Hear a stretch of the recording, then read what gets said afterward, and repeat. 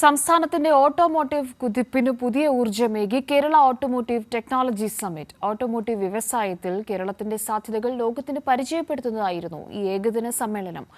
തിരുവനന്തപുരം ഹയാത്ത് റീജൻസിയിൽ സംഘടിപ്പിച്ച പരിപാടിയിൽ വിവിധ ആഡംബര വാഹനങ്ങളുടെ പ്രദർശനവും അരങ്ങേറി. ഈ മാസം 21, 22 തീയതികളിൽ കൊച്ചിയിൽ നടക്കുന്ന ഇൻവെസ്റ്റ് കേരള ഗ്ലോബൽ ഉച്ചകോടിക്ക് മുന്നോടിയായാണ് തിരുവനന്തപുരത്ത് ഓട്ടോമോട്ടീവ് ടെക്നോളജി സമ്മിറ്റ് സംഘടിപ്പിച്ചത്. KSIDCയുമായി സഹകരിച്ച് CII കേരളയാണ് സംഘാടകർ. ഓട്ടോമോട്ടീവ് മേഖലയിലെ പ്രമുഖർ, സാങ്കേതിക വിദഗ്ധർ, നയരൂപകർത്താക്കൾ എന്നിവരെല്ലാം ഒരു വേദിയിൽ ഒത്തുചേർന്നു. ആഗോള ഓട്ടോമോട്ടീവ് ആവാസ വ്യവസ്ഥയിൽ കേരളത്തിന്റെ ഭാവിയെ രൂപപ്പെടുത്തുന്ന പുതിയ പങ്കാളിത്തങ്ങൾ, നയചർച്ചകൾ എന്നിവയ്ക്കെല്ലാം സമ്മേളനം വേദിയായി. വ്യവസായ വകുപ്പ് മന്ത്രി P. രാജീവിന്റെ അധ്യക്ഷതയിൽ റവന്യൂ മന്ത്രി K. രാജൻ ഉദ്ഘാടനം ചെയ്തു. We are here to discuss this revolution in mobility driven by software defined vehicles and electronic vehicles. As you know, Kerala has now become a global hub of automotive technology, innovation and investment.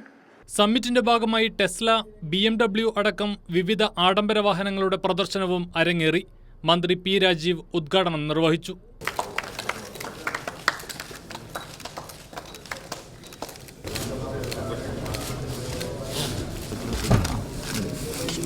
Elder Speaker has mentioned the potential of state of Kerala with regard to this automobile industry. This penetration of e-vehicles, 13.5% is the penetration of e-vehicles of the state.